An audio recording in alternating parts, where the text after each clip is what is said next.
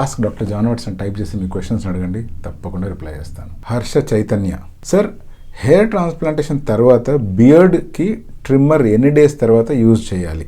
ఎవరెవరికైతే beard hair transplantation జరుగుంటుందో, అంటే beard లేనప్పుడు ప్రత్యేకించి తలలోంచి జుట్టు తీసి బియర్డ్ ఏరియాలో ఇంప్లాంట్ చేయడం కానీ, లేకపోతే ఎవరికైతే ముస్టాచ్ హెయిర్ ట్రాన్స్ప్లాంటేషన్ జరుగుంటుందో, ముస్టాచ్ హెయిర్ ట్రాన్స్ప్లాంటేషన్ చేసేటప్పుడు యూజువల్గా మనము బియర్డ్ ఏరియా నుంచే హెయిర్ తీసుకొని అక్కడ ఇంప్లాంట్ చేస్తాం.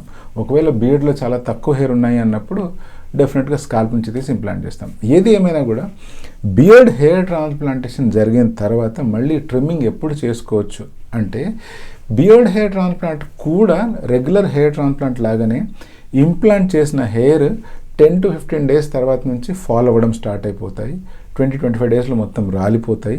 ఇలా రాలిపోయిన తర్వాత మళ్ళీ గ్రో అవ్వడానికి 1.5-2 months ఆ పీరియడ్లో మళ్ళీ గ్రోత్ స్టార్ట్ అయిపోతుంది. సో మీరు ట్రిమ్మింగ్ అనేటువంటిది 15 to 20 days తర్వాత నుంచి స్టార్ట్ చేయాలి. అలా స్టార్ట్ చేసినప్పుడు అది సేఫ్, ఎగ్జిస్టింగ్ హెయిర్కి కానీ లేకపోతే కొత్తగా గ్రో అవుతున్న హెయిర్కి కానీ ఎటువంటి ఇబ్బంది కలుగజేయదు.